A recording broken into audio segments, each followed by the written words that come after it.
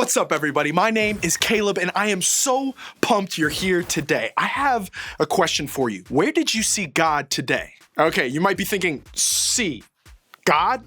Hang in there with me. Wouldn't it be great if seeing God in the world was super easy? But sometimes it's not always that simple. There's a lot of pain and struggle and heartbreak out there. And sometimes all that stuff can make us wonder, where is God in all of this? Honestly, I think some of that isn't even our fault. I mean, think about the stuff that goes viral online, the stuff that makes it into the news your parents listen to or watch, the stuff that everybody talks about at school. That kind of stuff isn't usually the good stuff. It's the person screaming at someone behind the counter at the airport that's all over your newsfeed. It's the pictures of a kid from school caught at a party that gets shared on social media. It's the violence and devastation and heartbreak in the community and world that makes the news. It's the unkind words that show up in the comments section. It's the rumors about the kid on your team who's in trouble that spreads around the whole school. When we look at others and at the world around us, it seems like the not so good qualities are way easier to spot. And if you're anything like me, you probably see it and think, yo, something isn't right about this. It's easy to think the world should be better and that other people should do better, but we don't always see that better around us. Well, family, that's what makes this question so important. Where did you see God today? I think that can help us so much in a conversation like this one, because sometimes we see all this negative stuff in the world and we don't see much more. We see the bad things that happen, the mistakes people make, and the problems all around us, but we don't always see God. So, when we find ourselves only able to see what should be better, how do we learn to see where God is working all around us? We can find some answers in a letter in the Bible written by the Apostle Paul to the church in a place called Galatia. Paul was a pretty big deal back then. In fact, he's kind of still a big deal today because Paul was a leader in spreading the message of Jesus and starting the Christian church in his part of the world. He dedicated his life to making sure people know about God and what it looked like to see God in themselves, others, and the world around them. He even listed a bunch of qualities we can look for that show us God's work. They're called the fruit of the Spirit. The fruit of God's Spirit that Paul taught us about isn't actual fruit. But just like you can learn a lot about a tree by looking at its fruit, we can also learn a lot about a person by looking at the qualities they have. And the qualities that Paul listed all come from the Holy Spirit, God's Spirit at work in us. So when we see these qualities, we know that they came from God. Let's take a look at Paul's list of qualities that help us see God at work anywhere. The fruit of the Spirit is love, joy, peace, patience, kindness, goodness, faithfulness, gentleness, and self-control. I think we can all agree that this is a solid list. It's a nice lineup of the qualities of the fruit we all probably would like to see more of in this world. But like we said before, it's not the stuff we always see when we take a look at the people and the circumstances around us. But just because we don't see it doesn't mean it isn't there. Now, in a different letter to a different group of Christians, Paul wrote something that I think can help us here.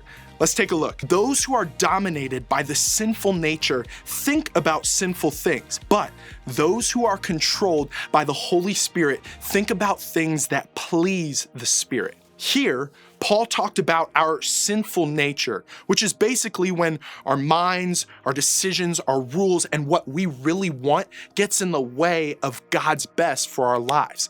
It's when we're not living our lives in step with Jesus. But the opposite of that, it's living by the Spirit. It's letting God's Spirit, the Holy Spirit, lead your thoughts, your actions, your words, your choices, and even the way you see the world around you. When we're connected to Jesus, the Holy Spirit works in us to develop all of those great qualities in us. And the more we're connected to Jesus, the more easily we'll find evidence of that fruit in the world around us too. Because the Holy Spirit in us changes things. It changes us and it changes the way we see the world. It helps us to look for the Holy Spirit in others and the world. And when we keep God's Spirit in mind, it'll be much easier to see how God is working in others and the world. Have you ever noticed when you're introduced introduced to something new, you start to see it all the time. My friend rescued a Weimaraner.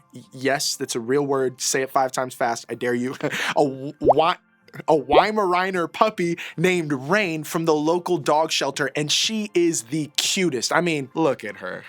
I had never seen a Weimaraner before I met Rain, but since meeting Rain and knowing how cute she is, I saw Weimaraners, I'm about to say it 5 times, Weimaraners everywhere I looked. Out on walks, on commercials, in movies, this type of dog seemed like they're all over the place all of a sudden. The reality is, those Weimaraners were probably everywhere all along.